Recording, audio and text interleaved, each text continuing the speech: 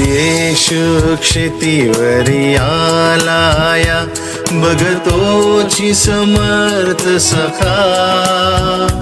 अघपाशा जड करी तोडाया, तुझ देईल नित्य सुखा.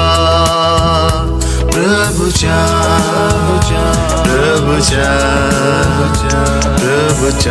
धरवंद्य पदा, जगदुधारक गुरु राजाच्या नदुजा पथ मुक्तिपदा.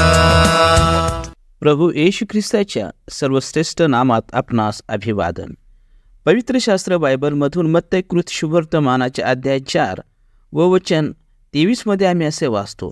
नंतर येशू यहुदी लोकांच्या सभास्थानात स्वार्थेची घोषणा करीत व राज्याची स्वार्था गाजवीत आणि लोकांचे रोग व सर्व प्रकारची दुखणी बरी करीत गालिलभर फिरला.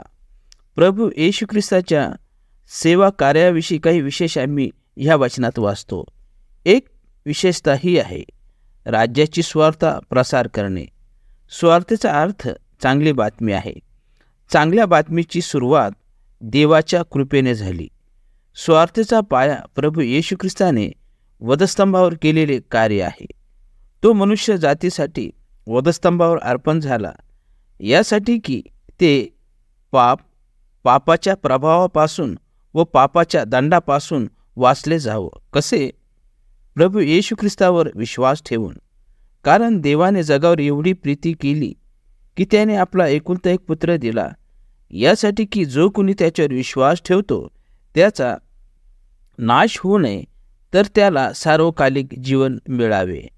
अर्थात जेव्हा मनुष्य विश्वास ठेवतो की प्रभू येशू ख्रिस्त माझ्या तारणासाठी वधस्तंभावर तो दंड त्याने सहन केला, जो देवाने मनुष्यावर त्याच्या पापाच्या कारणासाठी दिला, तो तिसरे दिवशी मरणातून उठला, तो आपल्या विश्वासामुळे देवाच्या कृपेने तारण पावतो.